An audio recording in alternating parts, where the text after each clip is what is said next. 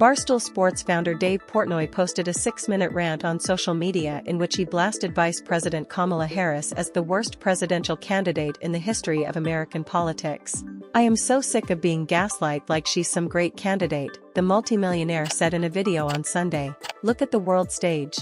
Afghanistan was a disaster, the Middle East is basically in flames, you got Russia," Portnoy said.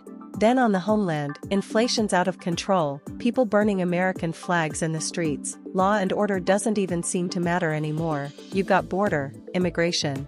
Portnoy, who has an estimated net worth around $150 million, according to Celebrity Net Worth, built his wealth by selling his media company Barstool Sports for $551 million in 2023 and buying it back for just $1 later that year.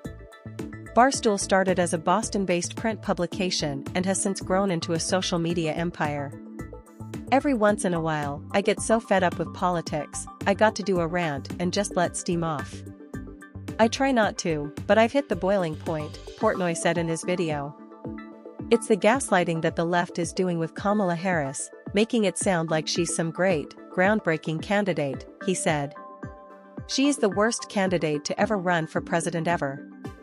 El Presidente, as Portnoy calls himself, was a big fan of former Republican presidential hopeful Nikki Haley during her presidential run. Since Haley dropped out of the race in March, he has issued his support for former President Donald Trump. Though Portnoy ranted against Harris in his video, he prefaced that he does not like celebrity endorsements. The business mogul argued there are only two kinds of voters in the 2024 presidential election: those that are voting for Trump, and those that hate Trump and are voting against him.